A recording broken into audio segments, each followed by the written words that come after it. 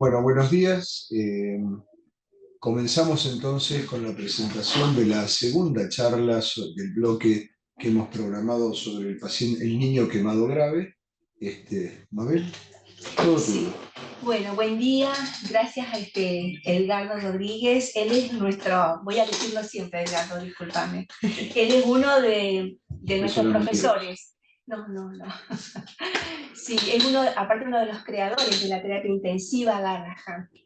Así es que gracias, Edgardo. Y hoy, bueno, estamos tratando sobre algunos pilares importantes en la atención del paciente quemado pediátrico grave crítico. Hoy la doctora María Soledad Notrica, ella es nuestra compañera de trabajo, es médica del servicio de terapia intensiva de quemados, de la unidad de quemados de este hospital, y nos va a hablar sobre el desafío nutricional en el paciente quemado grave, que realmente es un desafío.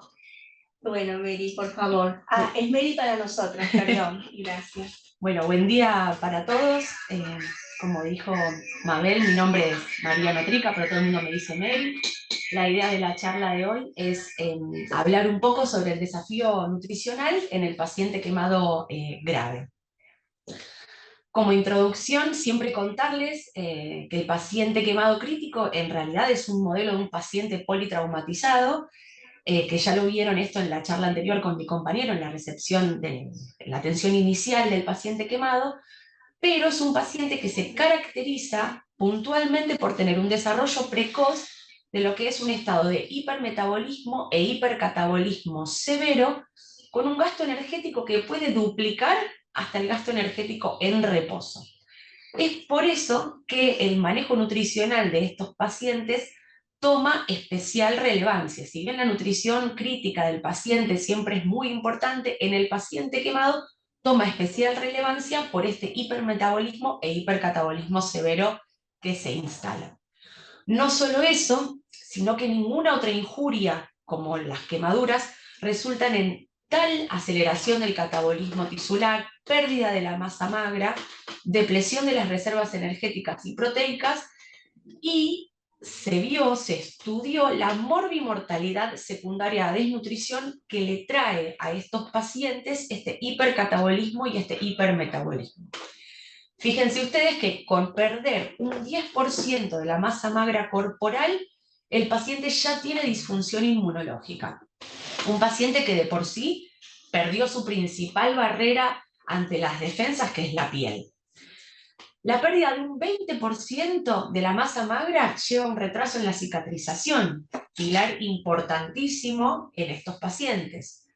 La pérdida de un 30% lleva a infecciones severas, pacientes que de por sí ya tienen un montón de infecciones, y la pérdida de un 40% tiene altísimo riesgo de mortalidad en estos pacientes.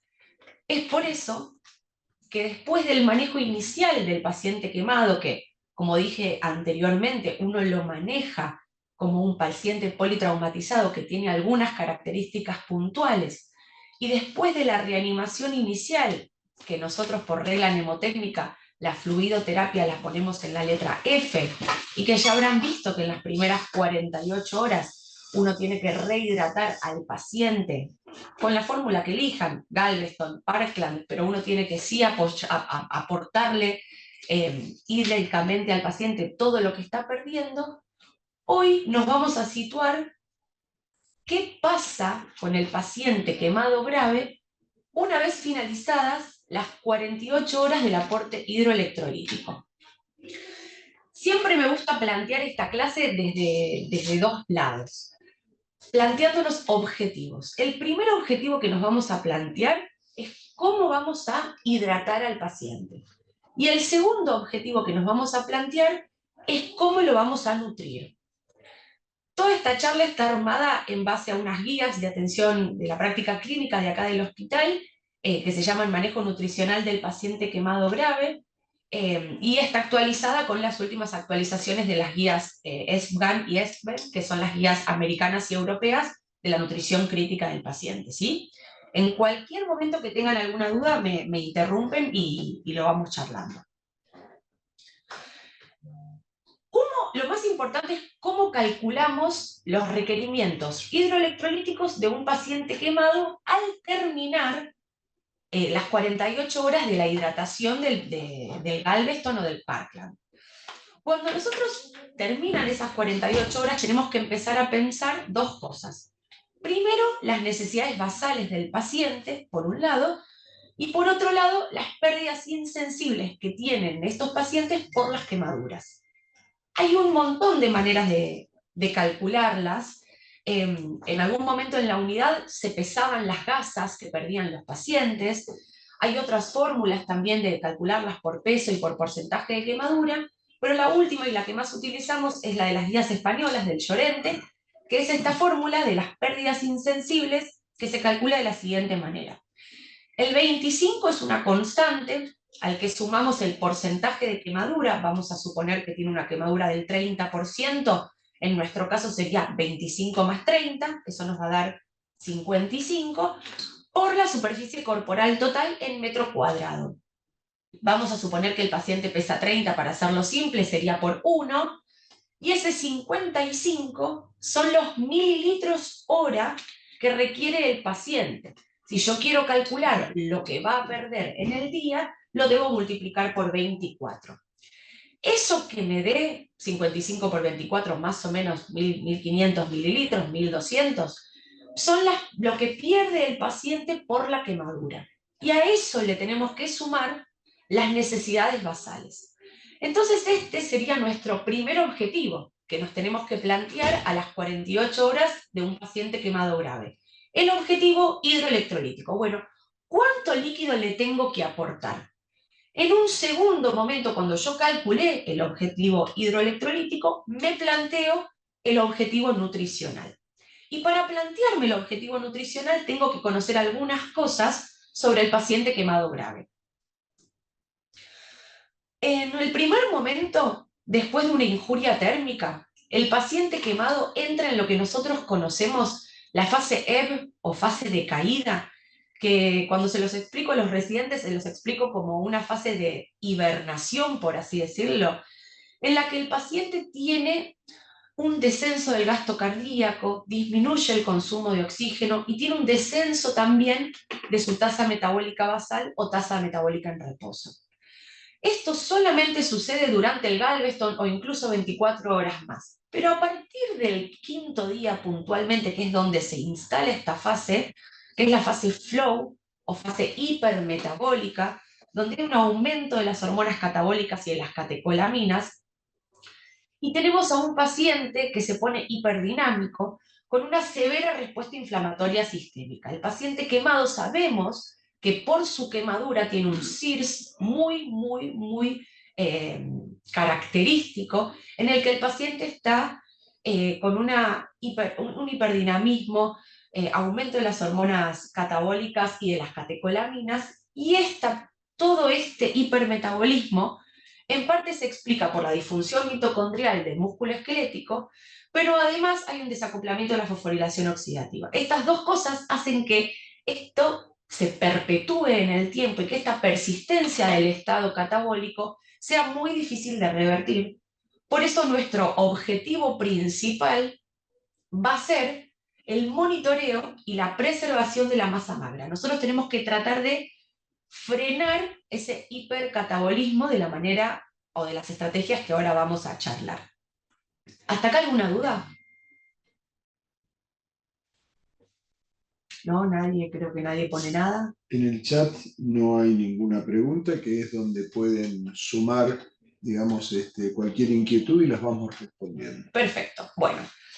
Entonces, como les contaba... Discúlpame, sí. y aclaran que es súper claro. Ay, bueno, qué suerte. Bueno, les contaba entonces que nos planteábamos primero el objetivo hidroelectrolítico y ahora nos íbamos a plantear el objetivo nutricional. Lo primero que tenemos que hacer con cualquier paciente es una valoración del estado nutricional. No es lo mismo un paciente que llega eunutrido que un paciente que llega desnutrido y que inclusive un paciente que llega sobrenutrido. Sabemos hoy en día que los pacientes obesos también nos llevan a un desafío en la nutrición de estos pacientes. Peso, talla, índice de masa corporal, Obviamente que no es lo mismo el porcentaje de superficie corporal quemada, un 15, un 30 o un 75%, y vamos a valorar la tasa metabólica basal o en reposo, que ahora les voy a enseñar las formas que tenemos de valorarlas. Una vez que valoramos el estado nutricional de nuestro paciente, vamos a definir los requerimientos energéticos, es decir, nos vamos a poner un objetivo energético. ¿Cuántas calorías necesita este paciente? ¿Con qué macronutrientes se los voy a aportar? ¿Con qué micronutrientes se los voy a aportar? ¿Cómo se los voy a aportar? ¿Con qué estrategias cuento yo para soportar nutricionalmente a este paciente? ¿Vía enteral? ¿Vía parenteral? Vamos a charlar un poco de cuándo es conveniente iniciar el aporte y después cómo lo monitoreamos. Este es un poco el esqueleto de lo que vamos a empezar a charlar a partir de ahora. Como ya saben, empezar a un paciente a veces en la terapia intensiva es difícil, muchas veces nos manejamos por peso referido. Nosotros contamos con camillas Stryker en la unidad que puede empezar al paciente, pero no siempre se cuenta con eso. La talla, hoy en día tenemos bastantes herramientas, tallímetros, incluso con los celulares se puede medir, y el porcentaje de superficie corporal, ya habrán visto las diferentes reglas para conocer qué porcentaje tiene de quemadura el paciente.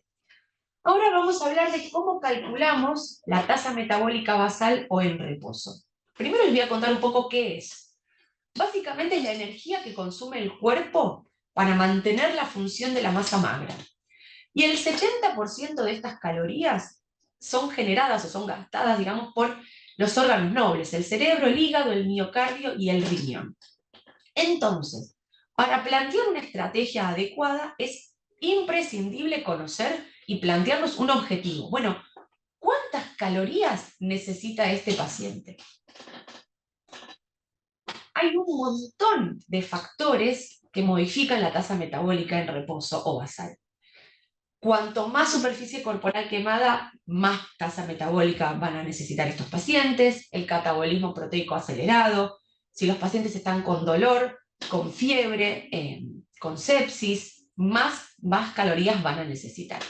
Y hay algunas cosas que nos ayudan a disminuirla, como por ejemplo son las escarectomías tempranas, injertos oclusivos o las coberturas temporales, el ARM, los bloqueantes musculares. Siempre pongo el ejemplo de la desnutrición, porque aquellos pacientes desnutridos a veces son pacientes con menos requerimientos porque están acostumbrados a vivir en situaciones más desagradables.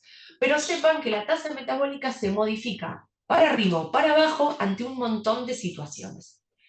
Y la pregunta del millón es, ¿cómo la medimos o cómo la conocemos?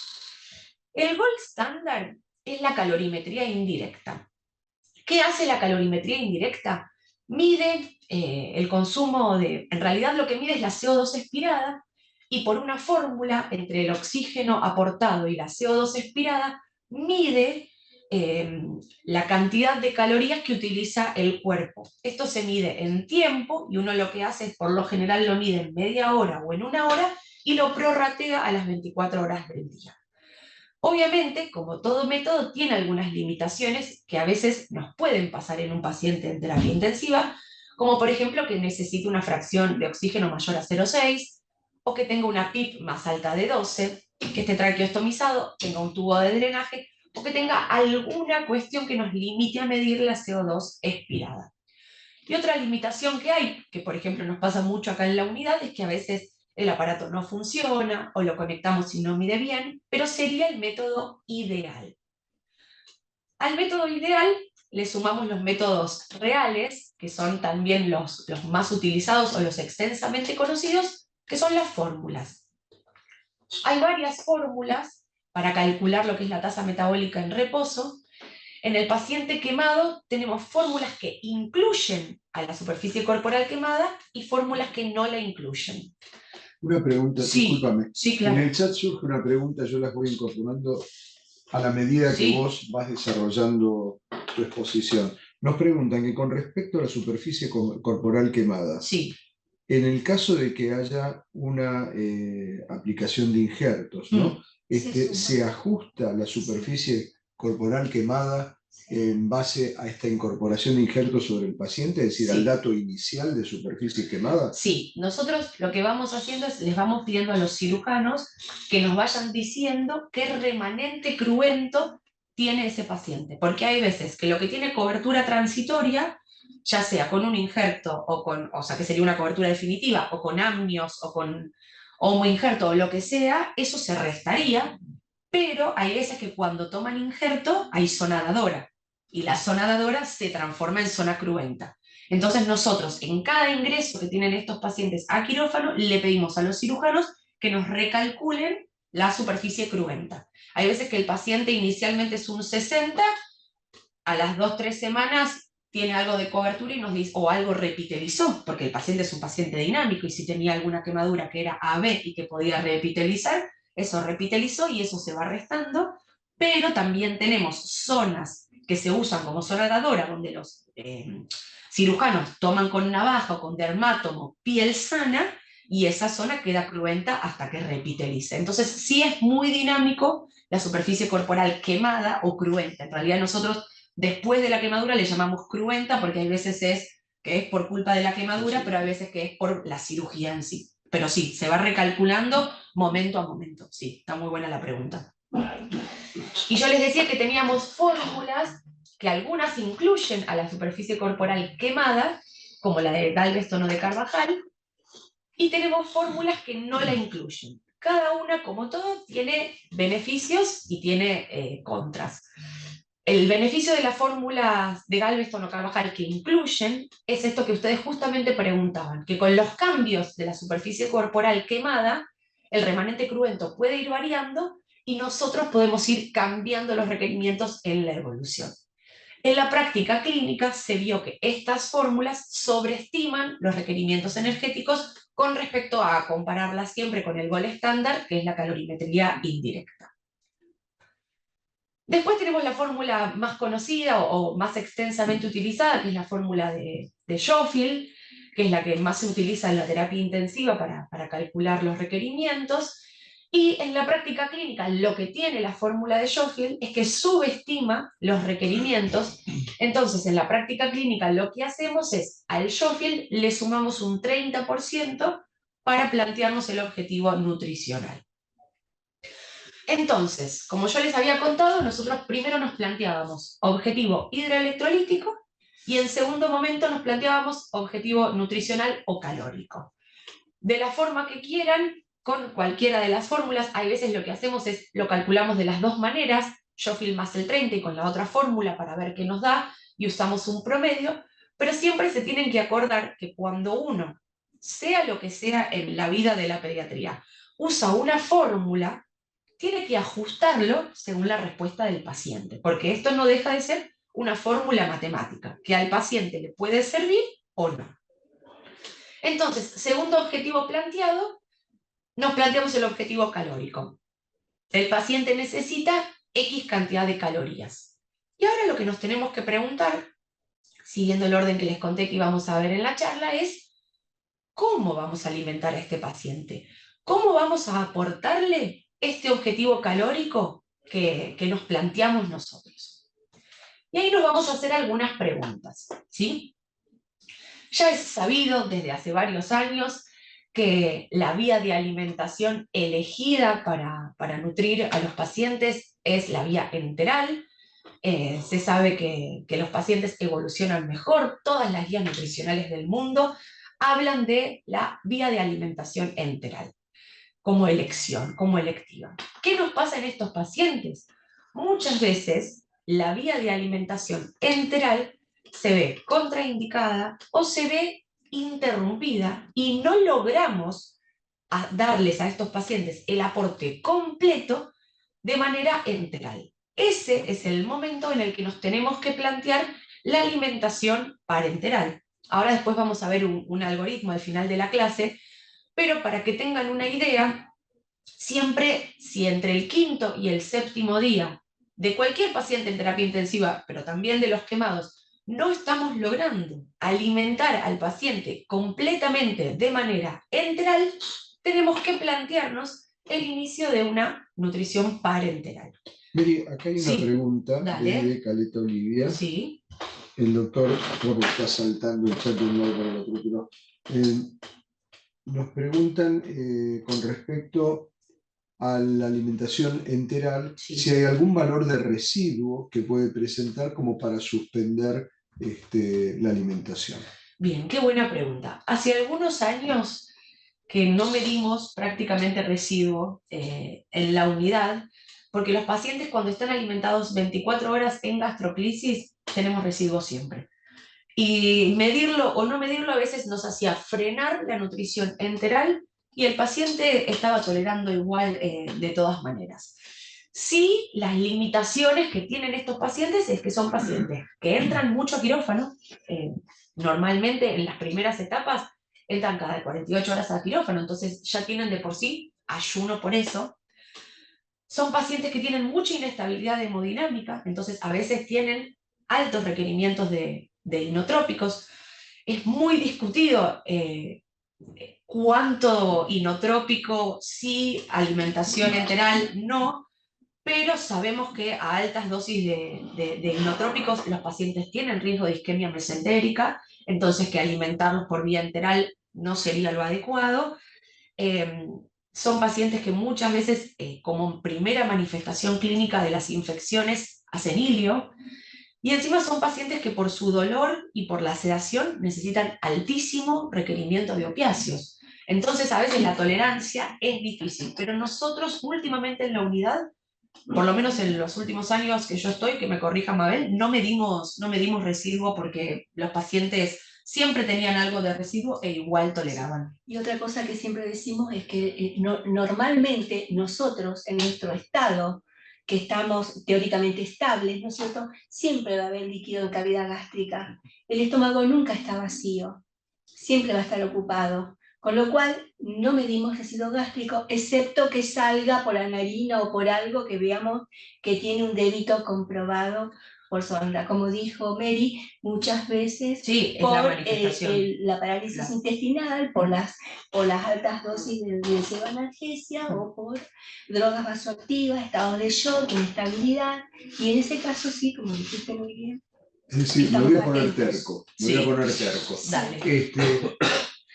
No hay un número, tiene 50 centímetros de residuo, 100, bueno, también esto depende del tamaño del chico, no es lo mismo 50 centímetros en un lactante que 50 centímetros en un adolescente, pero no hay ningún número. La capacidad gástrica, ¿no es cierto?, si lo buscamos en fisiología o recordamos la medicina interna, es 20 a 30 centímetros por kilo, calculando un pediátrico, ¿no es cierto? Entonces, si ustedes sacan el cálculo, el chico pesa 10 kilos, 20 por kilo, normalmente en su estómago es 20 por 10, 200 mililitros. Claro. Normalmente, aunque no comamos, tenemos 200 mililitros de jugo gástrico en nuestro estómago. Con lo cual, digamos, si pasamos a 10 por hora la leche, 20 por hora la leche, 50 por hora la leche, y si no tiene débito, no tiene sentido controlarlo, ¿sí? Entonces recordemos, 10 a 20, 30... con náuseas o vómitos, y sí tenemos débito bilioso, ¿no? Ahí que uno ya está pensando que sí hay algo de ilio, pero si no, ya hace varios años que dejamos de medir por esto justamente, porque se medía y decíamos, ay, no lo podemos alimentar, y veíamos que era una barrera en la alimentación que en realidad no tenía mucho sentido. Así que no tenemos valor porque no medimos, digamos. O sea, excepto que salga por sonda nasal, que salga por la narina, que vean que realmente le sale un débito, ¿no es cierto?, que vemos. Que tampoco le pase pericánula y se haga alguna infección. Como dijo Mary, es un gran desafío, por eso desafío. Sí, de hecho, otro desafío que tenemos con los ayunos es el tema de, bueno, si se puede colocar sonda transpilórica para no tener ayunos tan prolongados, mucho mejor. Ni bien el paciente sale de la fase crítica y podemos descender inotrópicos rápidamente, aunque sea inicial con un goteo trófico, para que no pierdan el ribete en cepillo, tener menos riesgo de traslocación. Entonces, pero bueno, es un trabajo entre todos. El paciente sale de quirófano, a veces salen bastante inestables y es rápidamente, le bajamos los inotrópicos un poquito, bueno, arranquemos aunque sea con 5 o 10 mililitros de leche y tratar de entender que la nutrición de estos pacientes es un pilar tan importante como la entrada a quirófano, como el tratamiento antibiótico si lo necesitase.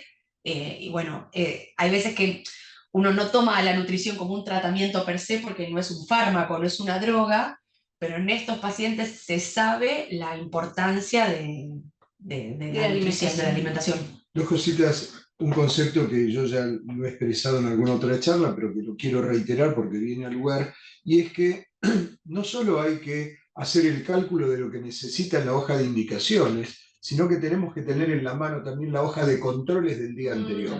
Porque una cosa es lo que uno indica y otra cosa es lo que el paciente recibe. Por todas estas cosas que vos decís, porque tenía cirugía, porque hubo que llevarlo a tomografía y se suspendió, porque tuvo... Porque lo que hay que respetar es el aporte real, digamos, y uno tiene que poner en juego no solo lo que indiqué, sino, bueno, indiqué esto, ¿cuánto recibió? Y la otra cosa es que siempre, al menos para nosotros, poner una transpilórica también es un desafío, lograr que pase. Lograr que pase, tal cual. Pero es un camino que uno debe seguir buscando. Sí, ni hablar, ni hablar. Ahora, no, al contrario, todas suman. Ahora después, como les decía, al final vemos un algoritmo, pero la idea de la nutrición parenteral, siempre digo que entre el quinto y el séptimo día, cuando no logramos un aporte enteral completo, por lo menos tenemos que empezar a pensarla. Y estos pacientes no siempre necesitan alimentación parenteral completa, pero a veces sí necesitan goteo de aminoácidos endovenosos de manera parenteral, porque hay veces que cubrimos los requerimientos calóricos, pero lo que no estamos cubriendo son los requerimientos proteicos. Otra gran pregunta que nos hacemos era el inicio temprano o el inicio tardío. Hoy en día también se sabe que el inicio temprano siempre es favorecedor, que mejoramos lo que es todo lo que es el ribete en cepillo, que evitamos translocación bacteriana. Entonces, inclusive hay veces que empezamos a nutrirlos con, aunque sea algún goteo de leche trófica, durante el Galveston, si el paciente lo da hemodinámicamente la estabilidad, pero entre las 48 horas, 72 horas post quemadura, tenemos que estar pensando en nutrir a estos pacientes. ¿Cómo arrancamos? Bueno, lo ideal o lo que utilizamos nosotros en la unidad, la fórmula considerada de primera elección, es una fórmula polimérica sin lactosa. Acá en el hospital se dice LK, pero cualquier fórmula polimérica sin lactosa es lo que vamos a utilizar como primera elección, salvo que el paciente por alguna patología previa recibiera otro tipo de leche, pero así arrancaríamos. Y como les dije hace un ratito, ahí lo repite en la diapositiva, entre las 72 horas y el séptimo día post quemadura tenemos que tratar de alcanzar nuestro objetivo calculado. Si vemos que no estamos llegando o por alguna cuestión el paciente tiene contraindicada la vía enteral, empezamos a pensar en la vía parenteral. Y ahora vamos a hablar un poco de los macro y los micronutrientes que necesitan estos pacientes. Acá lo charlamos mucho con el servicio de nutrición y alimentación, pero la dieta de los pacientes quemados graves tiene que ser rica en hidratos de carbono, con un aporte adecuado proteico y reducida en grasas. Más o menos hablamos de un 50-60% de hidratos de carbono, 30% de proteínas y no más del 30% de lípidos.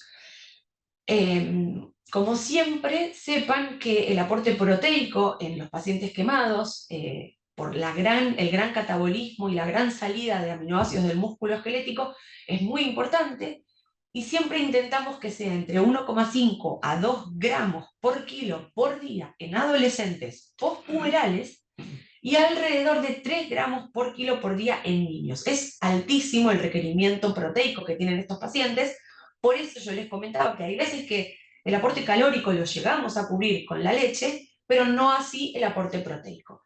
Entonces acá viene un segundo, o un subítem, vamos a ponerle, de objetivo. Dentro de lo que sería el objetivo nutricional, que nosotros habíamos calculado el objetivo calórico de ese paciente, tenemos que calcular a su vez el objetivo proteico que tiene nuestro paciente. Y otra cosa que es muy importante y que no nos tenemos que olvidar, estos pacientes se desnutren rápidamente de micronutrientes. Entonces es importante aportar, una vez que tengan tolerancia enteral, vitaminas A, C, D, zinc, hierro. Hay veces que hay algunos nutrientes incluso que vienen en las parenterales suplementadas, como el selenio, que se sabe que tiene mucho que ver en todo lo que es la inmunidad. La vitamina A y el zinc son 2 micronutrientes que en quemados, sobre todo, monitoreamos muy de cerca porque mejoran muchísimo la cicatrización. Todo esto, ¿a qué viene? A un poco lo que recién hace un ratito decía Edgardo, que nosotros vamos a calcular y vamos a elegir lo que le vamos a aportar a nuestro paciente, pero lo más importante es monitorear bien de cerca que esto que hayamos calculado realmente se haya efectivizado o que realmente sea lo que necesita el paciente. Entonces, obviamente, lo más importante es la evaluación clínica del paciente, ¿no? Después, está estudiado que estos pacientes necesitan un laboratorio completo, de lo que nosotros llamamos un laboratorio nutricional, semanal, con hemograma con plaquetas, función renal, hepatograma, coagulograma, iono, calcio, fósforo y magnesio, y me voy a detener 2 segunditos en lo que es medición de proteínas viscerales y proteínas inflamatorias, como son albúmina, prealbúmina y la proteína C reactiva. Hoy en día se sabe que la prealbúmina es mucho mejor indicador del estado nutricional del paciente que la albúmina. Y esto por algunas cuestiones. Primero, nuestros pacientes suelen recibir albúmina exógena, tanto para expansiones como coloides, como aporte tanto de albúmina al 20 como al 5%. Entonces, el dosaje de albúmina no es un dosaje real.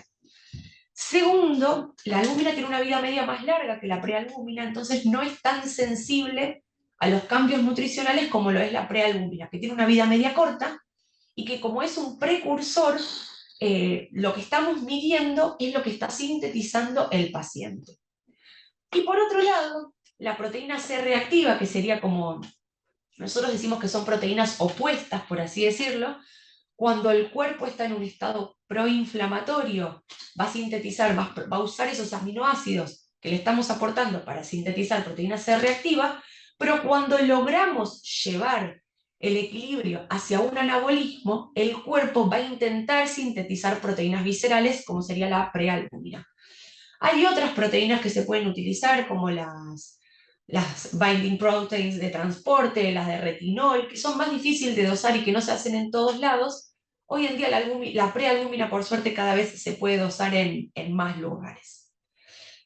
Después, como les conté hace un ratito, la desnutrición de micronutrientes también es muy importante, por eso el dosaje de vitaminas y minerales de manera mensual o según corresponda, porque normalmente lo hacemos de manera mensual, pero si había algún déficit, tal vez hay que dosarlo antes.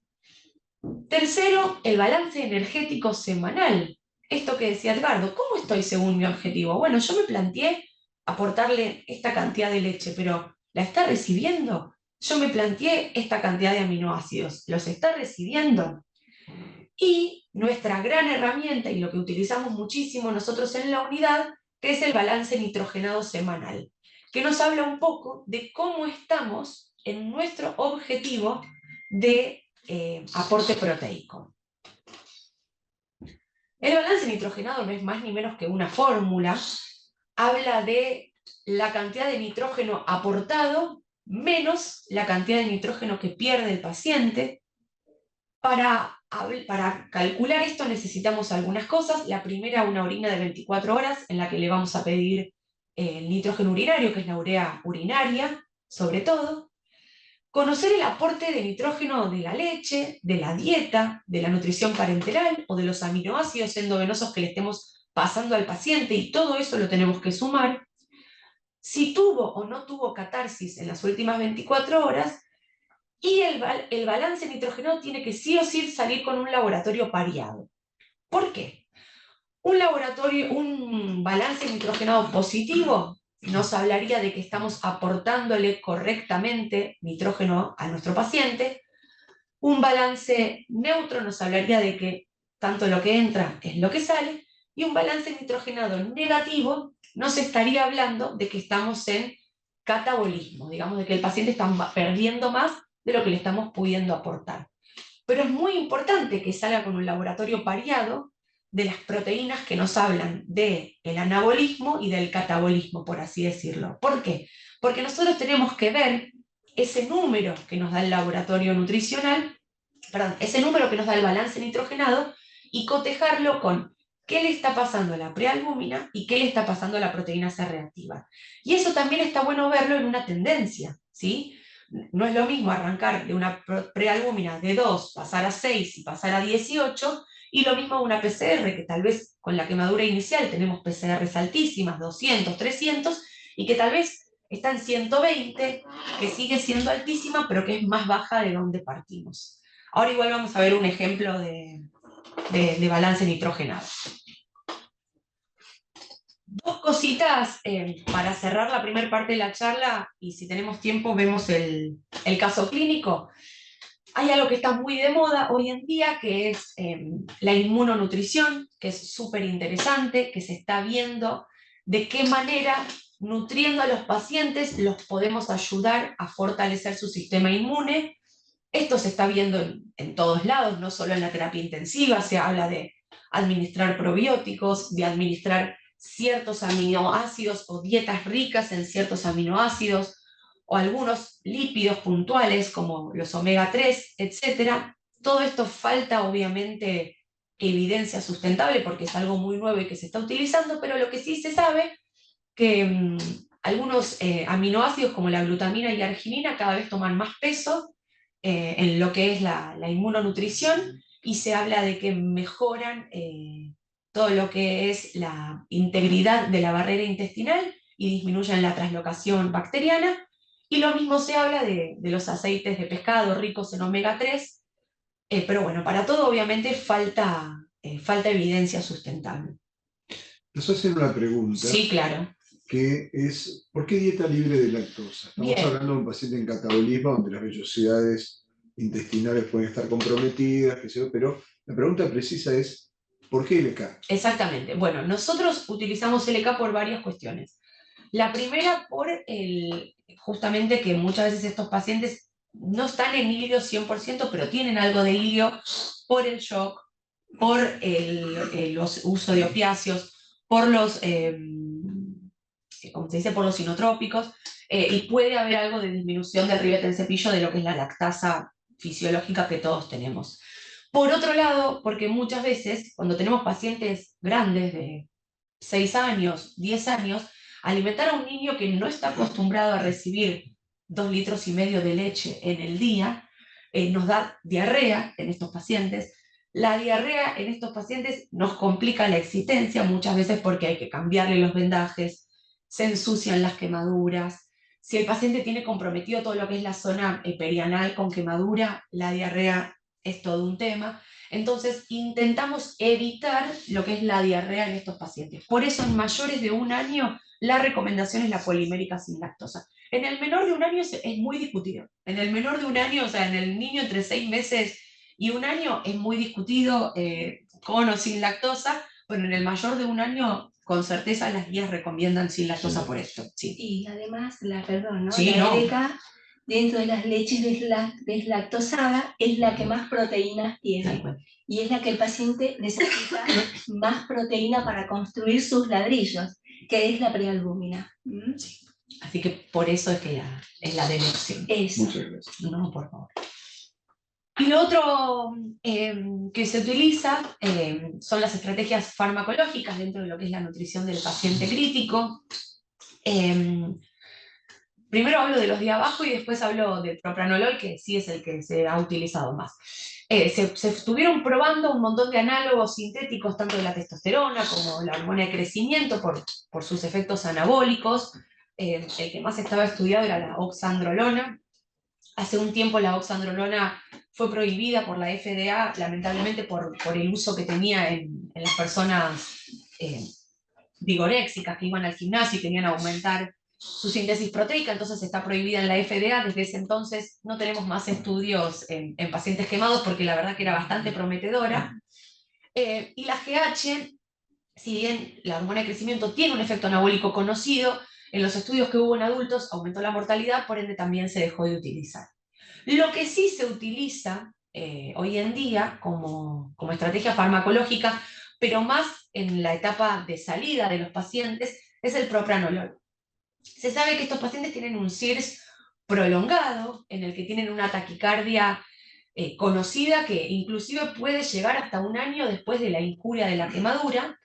Entonces a veces lo que se usan es beta bloqueantes no selectivos como el Propra para descender un 20% de la frecuencia cardíaca y de esa manera disminuir un poco el hipermetabolismo y el hipercatabolismo que tienen estos pacientes al bloquear adrenérgicamente a los pacientes. Pero como les digo, esto es algo más que hacemos en el consultorio, una vez que los pacientes ya están de salida y vemos que nos está costando, que siguen con desnutrición, que siguen con alguna taquicardia residual. Esta es una de las estrategias farmacológicas que utilizamos. Bien. ¿Hasta acá alguna duda, alguna pregunta? Hay una pregunta más que dice, ¿se puede usar igualmente la fórmula rápida de recuperación? Las RR, sí, las RR es sin lactosa. Acá se llama LK, pero la Vital RR, la rápida recuperación, son las fórmulas sin lactosa. Perfecto, acá hay otra pregunta. Fíjate. A ver, dice... En cuanto a la calorimetría, en caso de no estar contraindicada, hay algún momento... la leo en voz alta. Dice así. En cuanto a la calorimetría indirecta, que es el gold standard, en caso de no estar contraindicada, ¿hay algún momento óptimo para realizarla? Pensando en las fases mencionadas, que a partir del 5.º día iniciaría el hipermetabolismo. Buenísima la pregunta. Sí, como yo les dije, lo ideal de la calorimetría indirecta es hacerla de manera semanal. Obviamente que en el 5.º día, que sabemos que arranca la fase hipermetabólica, tal vez vamos a ver una calorimetría que nos dé bastante elevada, pero como esto lo tenemos que reevaluar semana a semana, si está disponible la calorimetría, semanalmente habría que hacérsela para ajustar lo que sería el requerimiento y el objetivo energético. Y quien hizo esa pregunta nos agrega, ¿agregar módulos proteicos para llegar a cubrir los requerimientos proteicos? Bien, muy buena pregunta. Nosotros en la unidad no usamos módulos proteicos, así que desconozco de los módulos proteicos que se usan sobre todo en neo, nosotros no utilizamos. Sí utilizamos aminoácidos de manera endovenosa. Pedimos, solicitamos la bolsita de aminoácidos 1 gramo por kilo, si es lo que nos falta, o 2 gramos por kilo, dependiendo de lo que esté tolerando el paciente, y pasamos aminoácidos de manera parenteral en 10 o 14 horas endovenoso. Hay módulos para aportar proteínas de manera enteral. Lo que nos pasa a veces con eso es la intolerancia de estos pacientes, la limitación que ya tenemos, ya nos cuesta de por sí aportarle de manera enteral leche polimérica sin lactosa. Si encima le sumamos más cosas, se hace más complicado. No sé si en la unidad alguna vez han aportado... No, siempre entonces es complementaria, preferimos la enteral y complementaria, porque endovenosa, hacemos el goteo de aminoácidos. Eso es lo que hacemos. Sí. No hay más preguntas por ahí. Bien, bueno. Están todas respondidas. Muy bien, bueno. Ese es mi hijo haciendo monerías en el baño, y nos quedan unos minutos, ¿no? Sí, podemos hacer... Les traigo... Tenemos 5 minutos. 7 minutos. Perfecto, estamos bien. Es un caso clínico para que básicamente vean cómo se hacen las cuentas. Es una paciente de 13 años de edad, previamente sana, que ingresó a la unidad con una quemadura del 75% por ABB por líquidos inflamables, que intentó encender un calefactor a nafta y que tenía también síndrome inhalatorio. La paciente es una paciente verídica, se llama Jessica, la tuvimos en la unidad hasta hace poco, ahora cada tanto viene para alguna secuela, pero es una paciente real. A las 48 horas finaliza su Galveston, se encontraba en ARM con un setting 26, 8, 14, 1 y 0,6, con soporte inotrópico con Nora a 0,1 gamma y con un ritmo diurético horario de 0,7 mililitros por kilo por hora. Como usted es médico de guardia de la terapia intensiva, y tenemos que realizar las indicaciones de Jessica. Jessica pesa 50 kilos, mide 1,60 y la quemadura es del 75%. Entonces, la pregunta es, ¿y ahora qué hacemos? ¿Cuál era el primer objetivo que nos teníamos que plantear? No sé si contestan en el chat o... Es que eso nos va a llevar mucho tiempo. Bueno, el primer objetivo que nos teníamos que plantear, les voy soplando, tal cual, era la hidratación.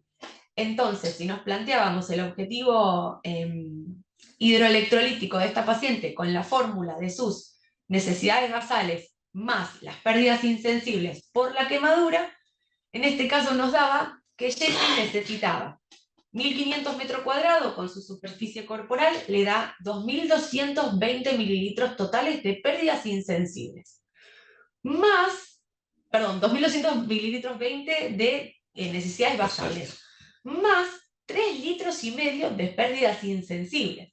Entonces, fíjense que a Jessica le vamos a aportar 5,7 litros en el día. Esto muchas veces no llegamos con la nutrición y hay que aportarles un plan en paralelo, un Ringer lactato o plan si es que la paciente necesita flujo.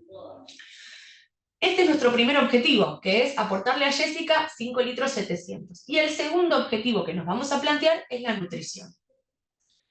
Como en el servicio en ese momento no teníamos disponible el calorímetro, hicimos el Schofield más el 30%, que nos da que a Jessica le tenemos que aportar 1.775 kilocalorías diarias. Y como Jessica ya tiene 16 años, es una niña postpuberal, le vamos a aportar entre 1,5 y 2 gramos por kilo por día de aminoácidos. Yo acá les puse la tabla nuestra, esta es la tabla de las leches que tenemos disponibles en el hospital. La letra C es la sin lactosa, si ustedes se fijan, y la concentración estándar, que es al 15%, tiene 73 kilocalorías en 100 mililitros y 2,4 gramos de proteínas en 100 mililitros. De esta manera es que nosotros calculamos cuántas calorías le estamos aportando a Jessica y cuántos aminoácidos le estamos aportando a Jessica con la leche. Esto siempre es de buena práctica pedirle al servicio de nutrición o de alimentación del hospital en el que ustedes estén cómo es la composición de las leches que ustedes tienen disponibles cada 100 mililitros, así ustedes pueden calcular, según la leche que le estén administrando, las calorías y los aminoácidos. La LK, que es la sin lactosa en nuestro caso, se puede administrar tanto al 15%, que es sin concentrar, como al 20%, que es concentrada, que tiene más kilocalorías y más proteínas. Esto es pura regla de 3 simple, parece complejo, igual todo esto les queda grabado para que después hagan las cuentas porque está bueno para practicar, pero si yo le tuviera que administrar con leche LK al 15% a Jessica para cubrir su aporte calórico, de la LK al 15% le tendría que aportar 2,5 litros de leche, y de la LK al 20%, 1,800 litros de leche. Imagínense lo difícil que en estos pacientes que, como les dije, se ayunan, tienen requerimientos altos de inotrópicos, requerimientos altos de opiáceos, llegar a veces a 2,5 litros o a 1,800 litros de aporte de leche en el día es complicado. Y fíjense que aún cumpliendo el aporte calórico, no llegamos a lo que sería el aporte de aminoácidos. Por ende, a Jessica tendríamos que además suplementarla con aminoácidos de manera parenteral. Perdón. Si vamos a monitorearla, a Jessica, como les dije, teníamos que hacer la cuenta, teníamos que conocer cuánto nitrógeno aportado teníamos que conocer cuánta cantidad de leche había recibido el día anterior, cuántos aminoácidos endovenosos había recibido, y teníamos que, con la orina de 24 horas, conocer el nitrógeno urinario. Con todas estas cosas tenemos que hacer la cuenta del balance nitrogenado, que en este caso, ahí les puse todas las cuentitas, nos da negativo en 6, claramente Jessica estaba en un mal momento, estaba en mucho catabolismo y nos estaba costando llegar al aporte objetivo. Y no solo nos estaba costando llegar al aporte, tal vez la paciente estaba tan catabólica que por mucho que le aportáramos, todo se iba a fabricar proteínas inflamatorias y no proteínas viscerales.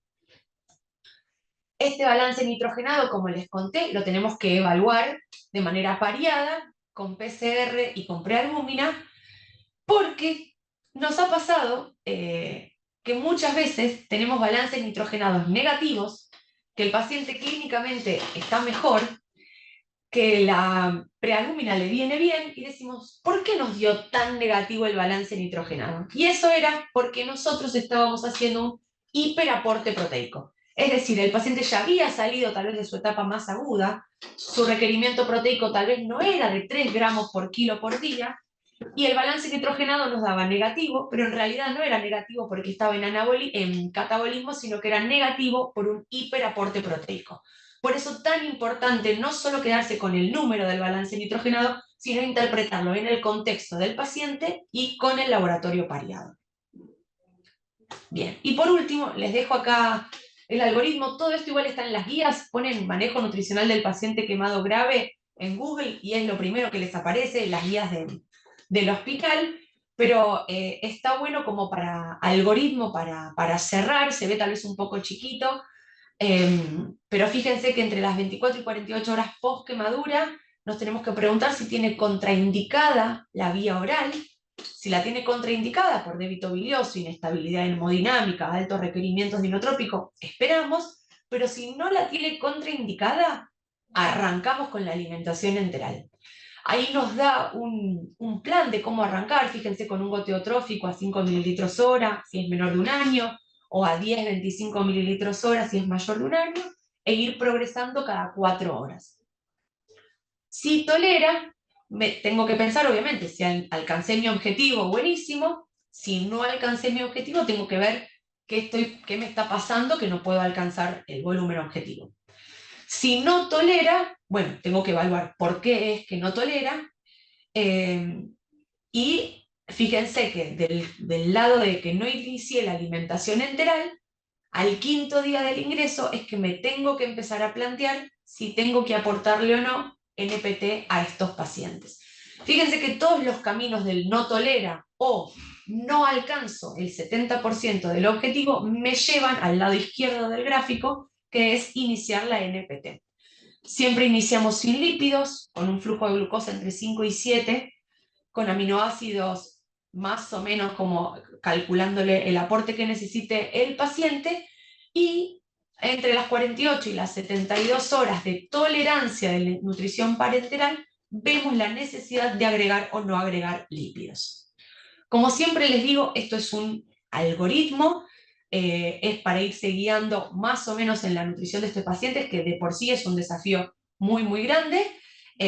Sirve como tener como esquema, pero para mí lo más importante que quiero que se lleven es que en las 24 o 48 horas post quemadura yo me tengo que estar planteando en alimentar a este paciente, porque la alimentación es un pilar tan importante como el ingreso a quirófano o como cualquier otro tratamiento que podamos brindarle a estos pacientes.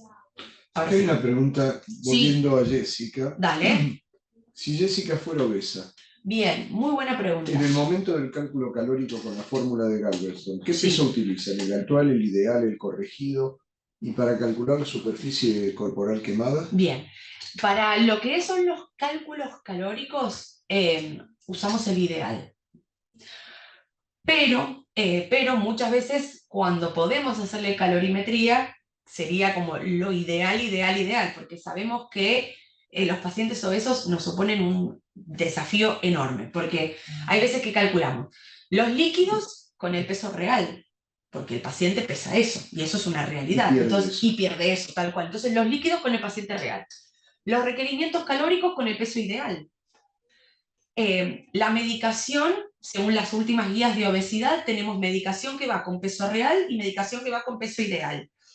Es un re desafío, pero los aportes nutricionales los calculamos con peso corporal ideal, si Jessica fuera obesa. No, porque con la medicación también existe una contrapartida de lo que es la dilución en la masa corporal, ¿no es cierto?, con el agua orgánica total, y por otro lado, en la eliminación, aquellos que se metabolizan, ¿no? La eliminación renal dependerá también, entra a jugar también su función renal, pero aquellos que se metabolizan en la tasa metabólica de eliminación de esa medicación que se basa en el peso ideal y no en el peso real. Y por otro lado, en aquellas drogas, eso está recibiendo vancomicina, lo que sea, la medición en paralelo para tener un valor real y que podamos ajustar en base a eso. Hay algunas cosas que uno puede hacer monitoreo de drogas, pero de otras no. De la mayoría no tenemos, es muy difícil, pero sí.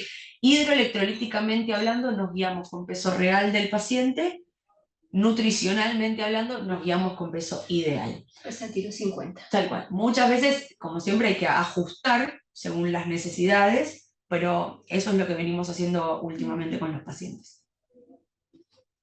Bien, bien. Creo que nada bueno, más. Fantástico. Meli, la verdad que clara, en un tema que no es nada fácil, que es un desafío, como el título lo marca, y bueno, no hay, por ahora, ha respondido todas las preguntas que nos han llegado, así que bueno, si no hay ningún aporte más o ninguna pregunta, nos reencontramos en la próxima exposición y les agradecemos, se han conectado desde casi todo el país.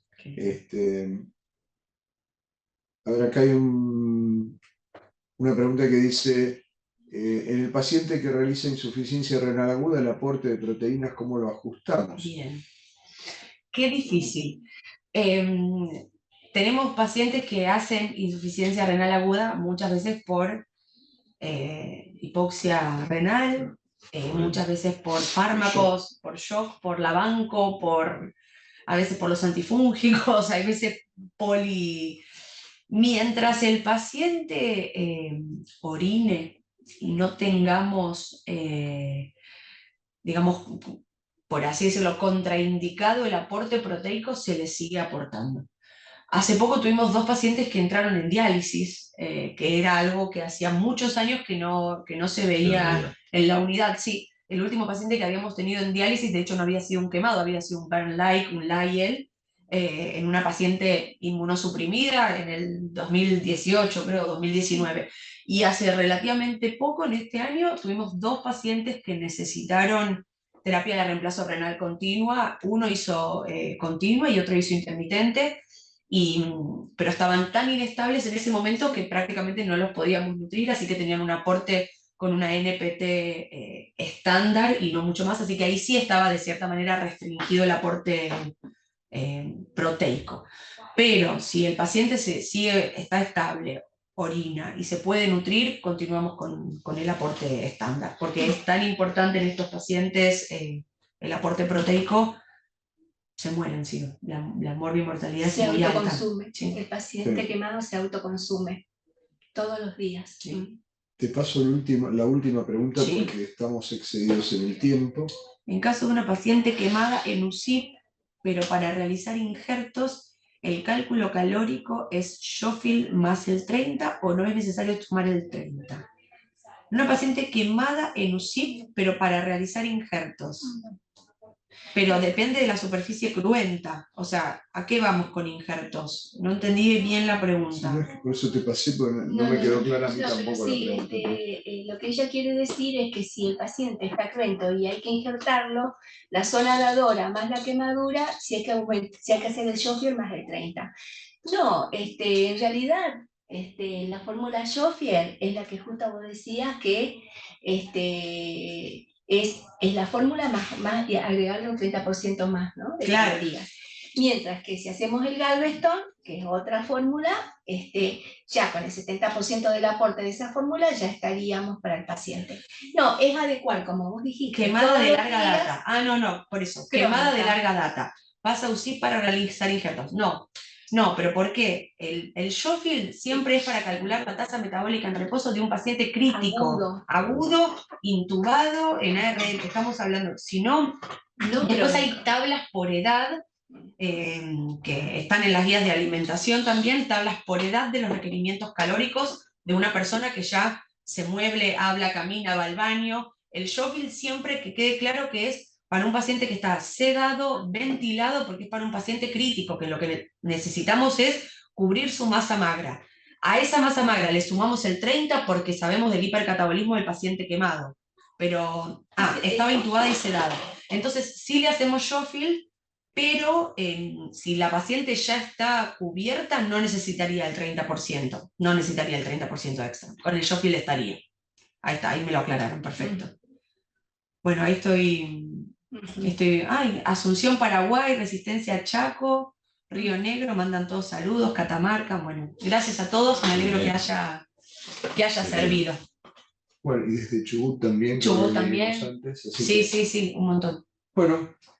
Muy bien. Muchas gracias por presenciar el encuentro y los esperamos para la próxima, como siempre. Bueno, muy bien.